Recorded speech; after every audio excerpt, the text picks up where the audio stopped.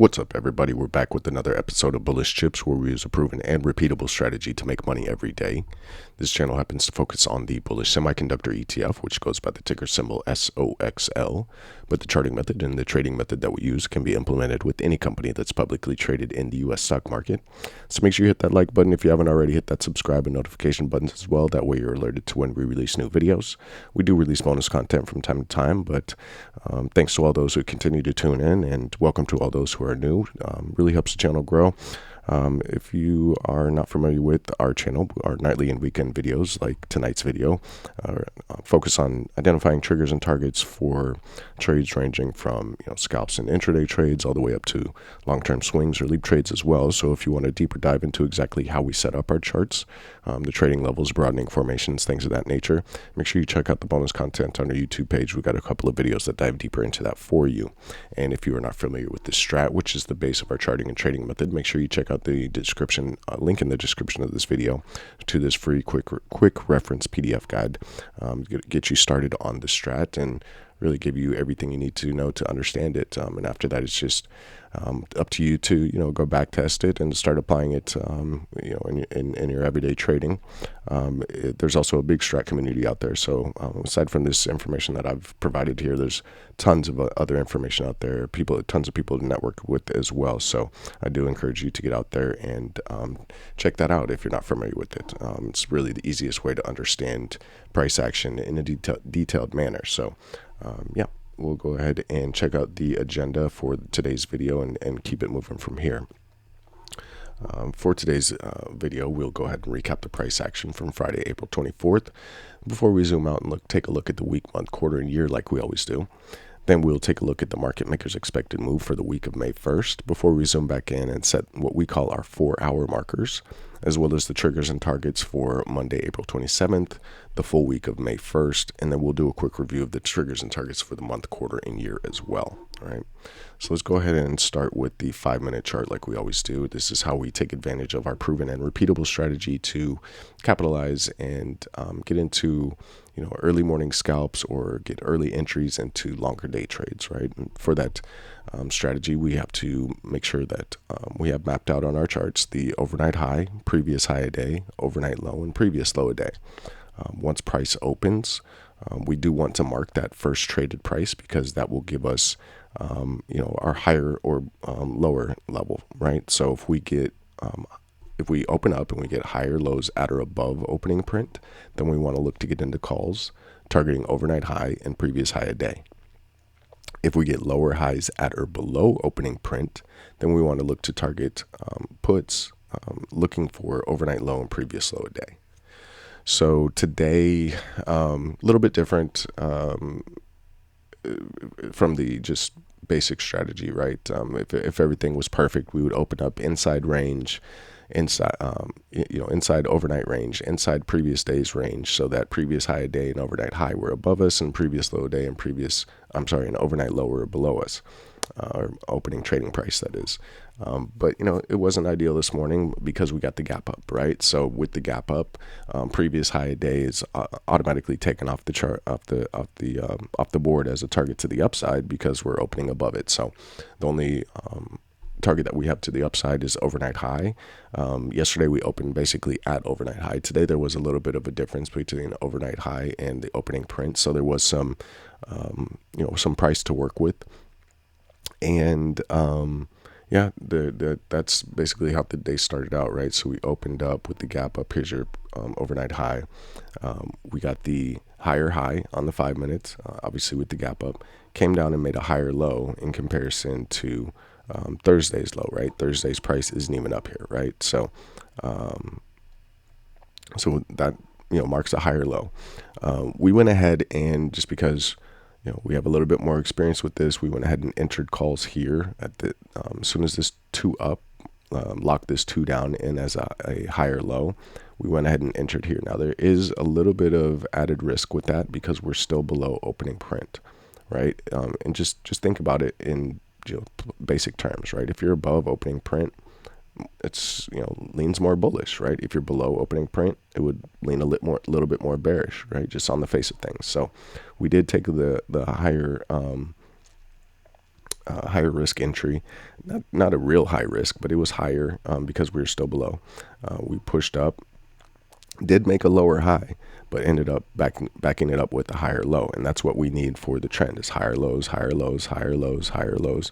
And we continued making higher lows until we made this lower low here, right, following a lower high, right? So if we were to get a higher high and then a lower low, then we would just have a broadening formation up here, right? High, low, right? But we came up here, made this high, made a lower high, and now we're risking starting a downtrend back to the downside. So once we put in this lower high here, this higher low is our exit point, right? And once price falls below this higher low, we went ahead and exited. Now,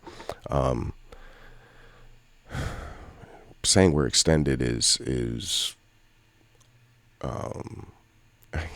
I mean, everybody knows that, right? So we just, combined with the fact that we don't trade a whole lot on Fridays as it is, we took that, just exited our whole position there. We didn't leave any runners. We didn't see if we're going to push any higher or anything like that.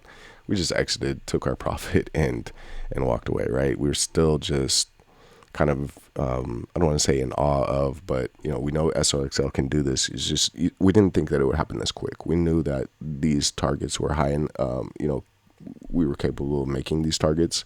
That's why we had those targets out on our triggers and targets sheet. But with how fast we've gone up this high, it's pretty, it's different, right? So we'll see that when we take a look here at the week and the month and the quarter and the year chart in a second. But considering it's a Friday, considering the run that we've had for the past 3 weeks, why put any profit at risk, right? Just take your profit there, end your day green. Hopefully your whole week was green, and you go into the weekend feeling good, right? And not really thinking twice about it, only thinking about how we've got to get out here and get some higher targets out here if we're going to continue to push up. But that's what we had for the day.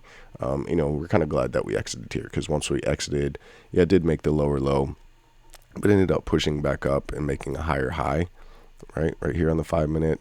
Higher low, lower high, higher low. It just consolidated into the end of the day, right? And so wasn't really anything else here to get, unless you're a super scalper and really willing to take a little bit of the smaller moves.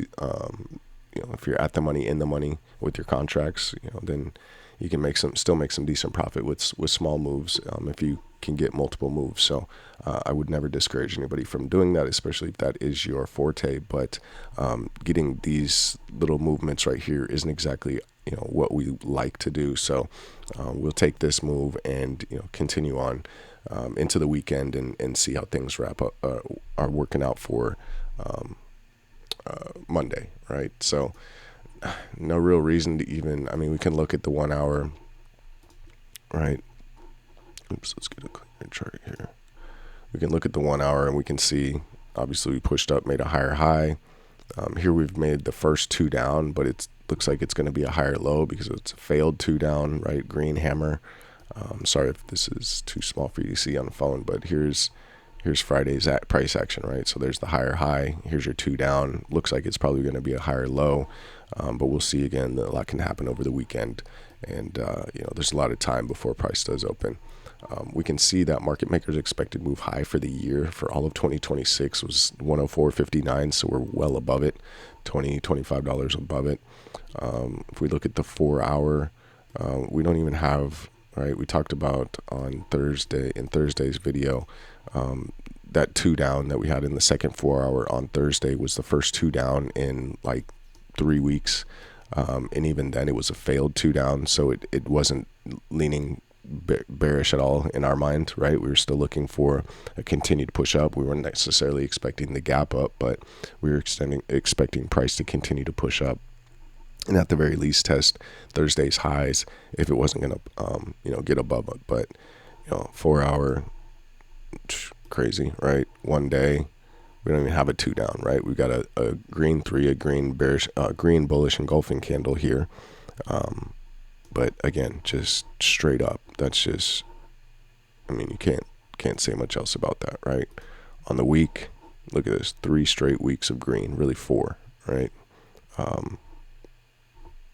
We're getting to these, extended levels blown way past previous all-time high.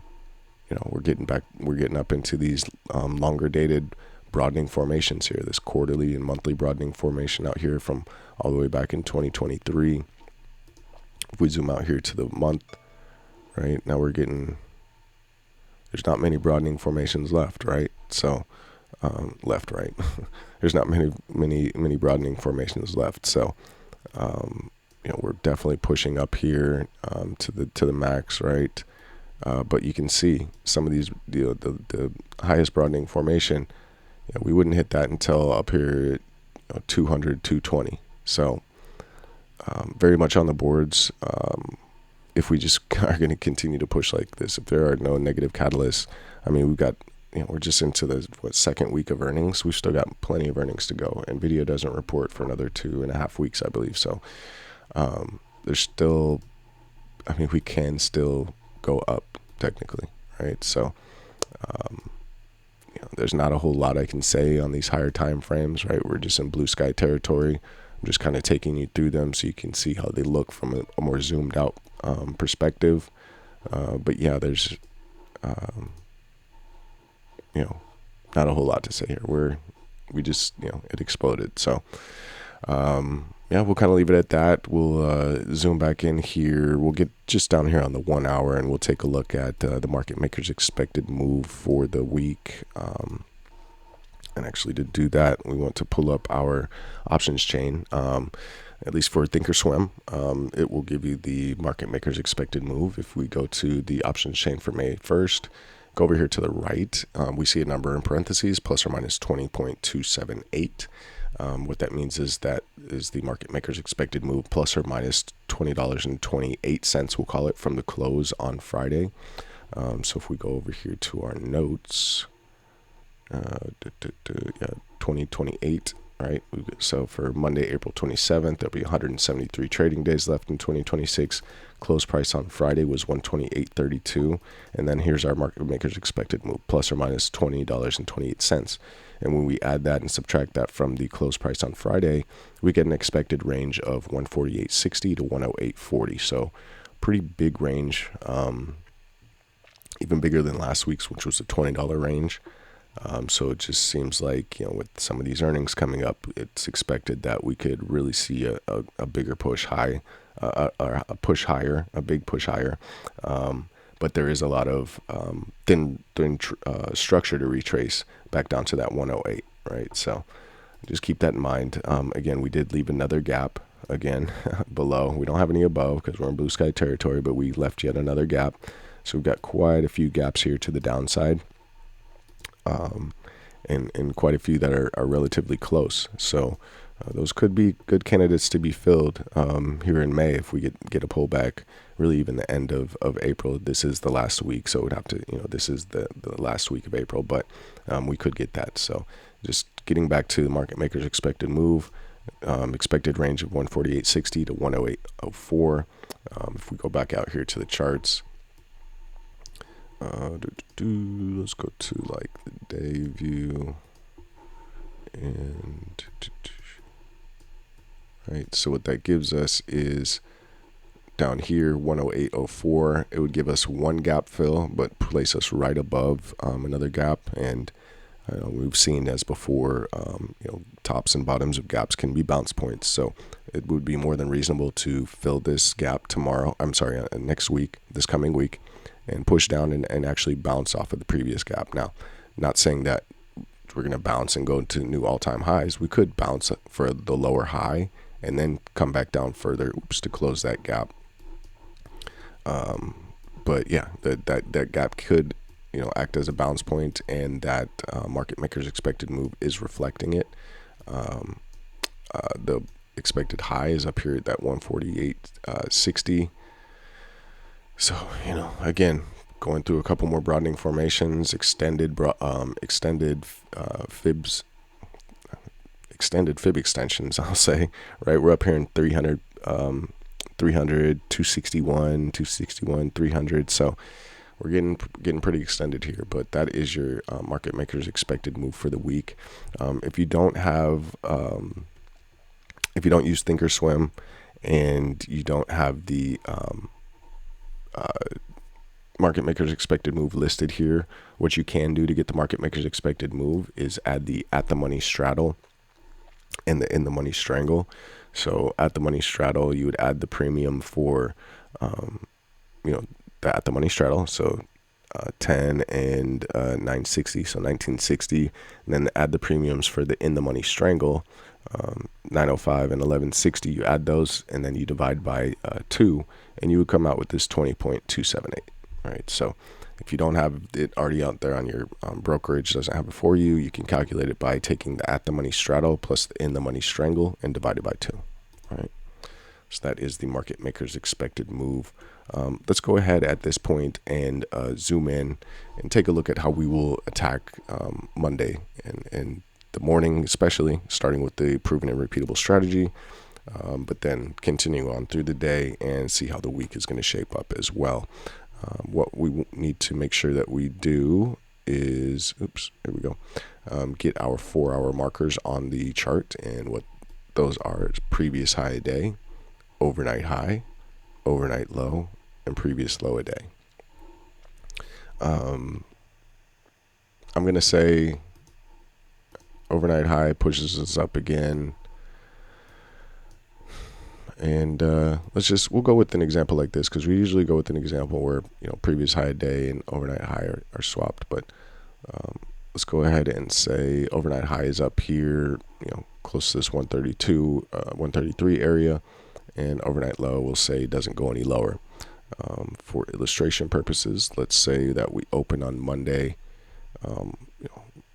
right at previous high a day. Let's say we don't gap up, but we open right at previous high a day.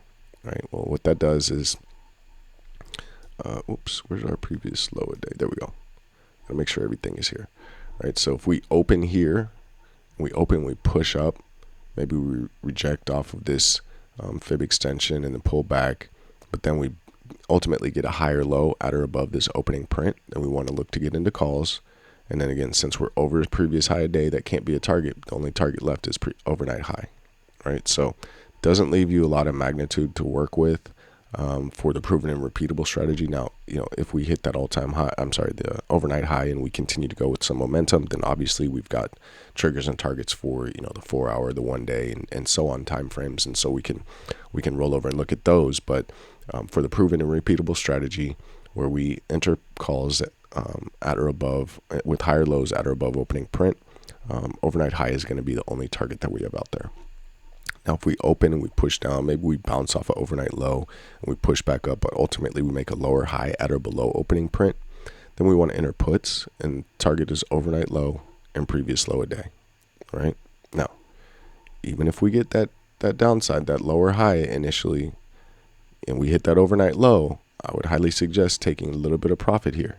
Yeah, it's not a lot of magnitude, and you'd have to hit a perfect entry as close to overnight low as you could.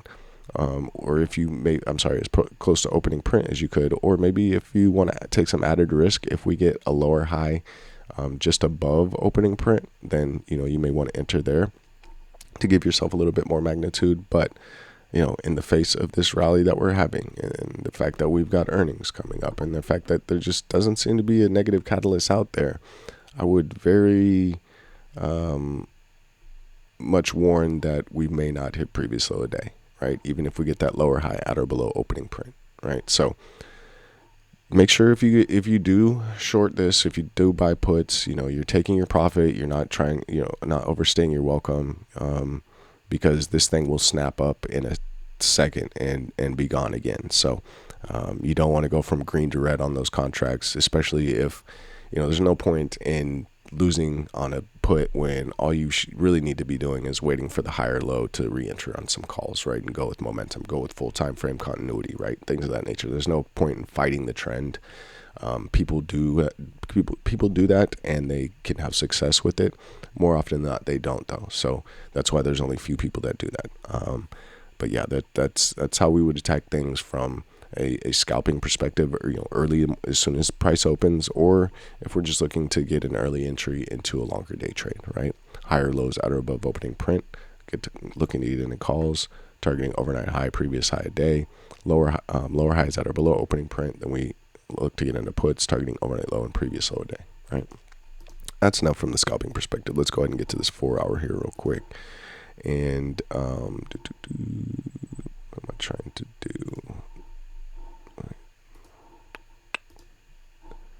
Which chart did I have that on? There we go.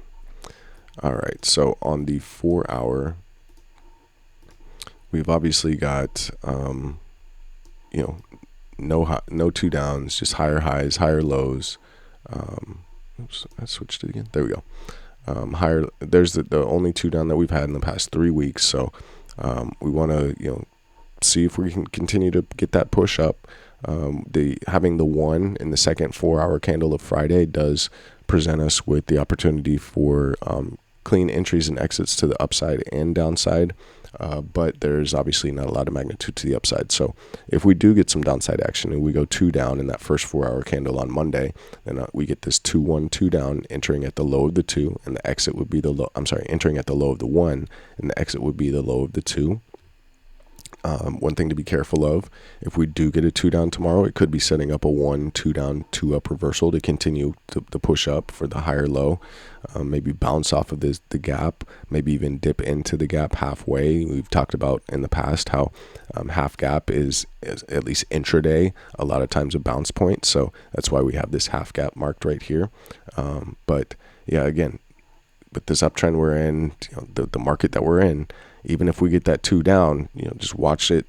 Does it hammer up at the end of the 4 hour, right? If we've got a big wick on the bottom, then it's probably going to go 1-2 down, 2 up, right? But we'll see. That's what we've got. That's your STRAT entry and exit to the upside. Obviously, you would enter at the high of the 1 and exit at the high of the 2. So again, not a lot of magnitude there. On the day chart, right? We're just looking at another 2 up situation if we continue to the upside. So obviously in clear entry at the high of the 2 up, but the exit is going to be not as clear, right? Because we don't have a reversal that we're doing. We don't have another candle above that we can use as a reference point. We've got to use our fib extensions, right? So we've got a couple of them out here for you. We'll show you what they are here in the triggers and targets notes section in a second. But if we go to the downside, right, we have this 2 up, 2 down. That does offer you a lot more magnitude. But again, we're in the face of this uptrend. We're in full time frame continuity to the upside. So how far down do you think it really will go, right? That's up to you. But there is more magnitude if it is going to fall, right? The 2 up, 2 down on the day, you would enter at the low of the 2 up, right? 120.24 is the entry, and the exit would be the low of the candle to the left of the 2 up. So that's all the way down here at 107. So that, again, a lot of magnitude there to be had if that full move were to be made, right? Is this a blow off top, right? Is that the blow off top? If it is, then we should retrace it, and those are your triggers and targets, right? We've been looking at these charts quite a bit, so let's go ahead and get into the notes again. So for the full time frame continuity, yes, we have the month, quarter, and year that are all green. Those are the levels that it would take to change those red. The week, we got to see how it's going to fall in line once price opens, though, right? So do we get a red start to the week to give us some conflict in the continuity, right? If there's conflict, then there's usually chop. But if we open green and we're green on all time frames, then that usually continuity usually adds to more fluid trading in one direction, in the direction of the continuity, right?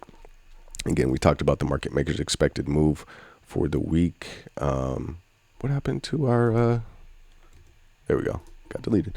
We got the market makers expected move for the week, giving us an expected range of 148.60 to 108.04. And then we talked about how we have no gaps above, but we got some gaps below. And on a scalping perspective, we're looking for higher lows at or above opening print to get into calls, targeting overnight high and previous high a day. And then we're looking for lower highs at or below opening print to get into puts, targeting overnight low and previous low a day. On the 4 hour, we talked about there is an opportunity for a STRAT entry and exit on the upside and downside, right? Downside is a 2-1-2 down, triggers at 126.98. Magnitude is 120.24. So with that big of a magnitude in the face of this uptrend that we're in, we had to give you some intermediate targets there, that these are possible bounce points or just points where price can go sideways. And then to the upside, right, we've got the 212 up triggering at 129.61. Magnitude not very high there, or not very large there, with 130.12 being the magnitude. So we did list out a couple of extended targets for you. On the day, we just talked about we have the opportunity to go 2 up, 2 down if we go below 107.46, and we've got a decent magnitude to the downside of being 99.60, right? But again, because of this uptrend we're in, we've got a couple of intermediate targets here for you, right? The gap close being one of them. It's definitely a reasonable bounce point, but if we do continue through the gap, we've got a couple of more before we actually reach magnitude. And then to the upside again, 2 up continuation. If we go above Friday's high, 130.12, then we've got some extended targets listed out here for you as well. On the week, if we go 2 up, 2 down, and actually, did I do the week? I think I might need to go through this with you. No, I think I did the week. I think I did the week. Low, 92.03. Well, let's go through the week together, right? So on the week, if we go 2 up, 2 down, the trigger is the low down here at 92.03. So 92.03 is the trigger. The magnitude, right? 2 up, 2 down triggers the low of the 2 up. The magnitude is the low of the candle to the left of the 2. So that's going to be 74.25. Right, so let's get that put in here. 74.25. Probably take off that extended, right? So in between here, we've got a couple of decent levels, right? The 115.19 just below the gap close, I'd say would be a good level.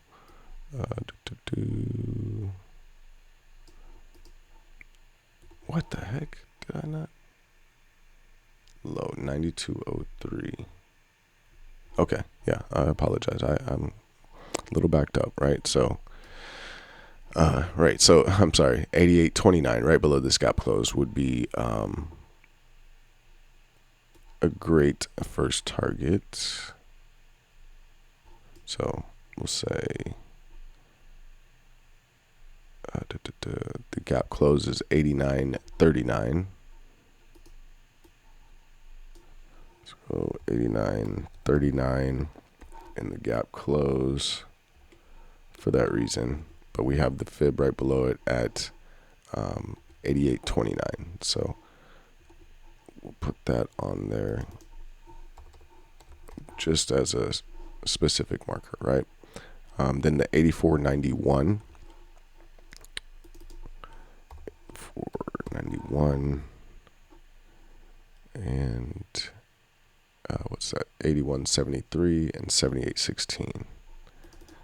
81.73, 78.16. Those are going to be our intermediate targets. But if we do trigger the 2 up, 2 down on the week, if we go below 92.03, the magnitude of that move is 74.25. So again, pretty big magnitude, much further below the market maker's expected move for the week. So again, I don't think that we would hit magnitude in that move.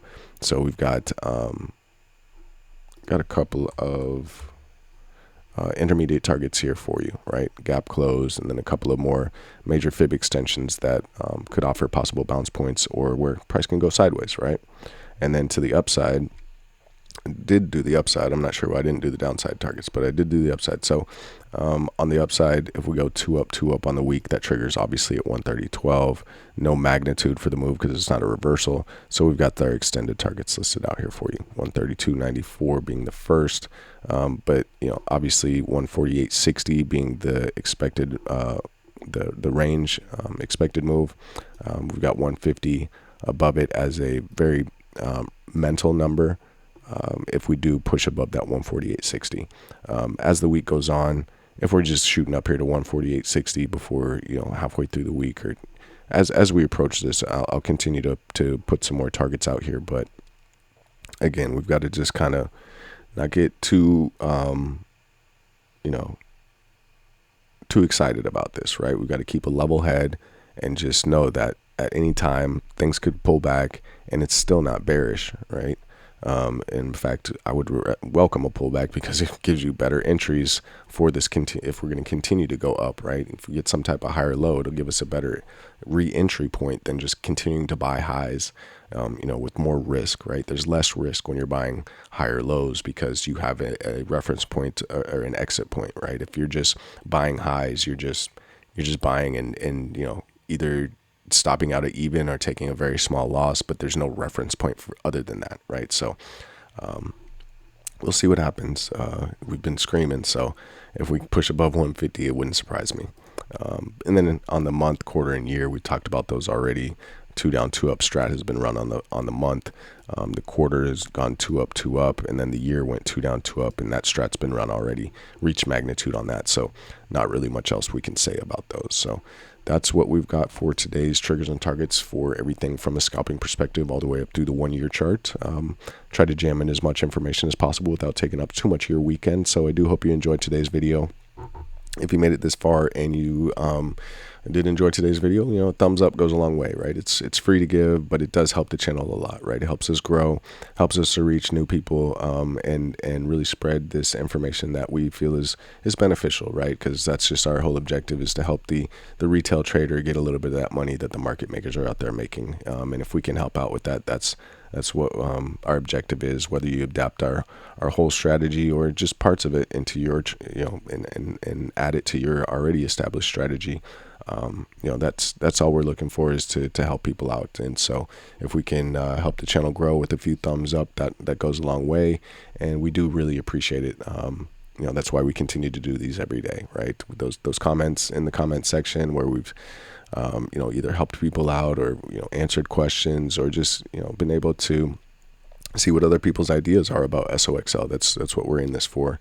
It's just a little part of our day. And it's just something that we feel we can do without, bringing, too much attention to ourselves. We just want to continue to trade. We've been one of the people that have, if you go back in our videos and look at the history, we've had all of this stuff charted out from a couple of years ago. So, it's proven and repeatable, and we just hope it really helps people out.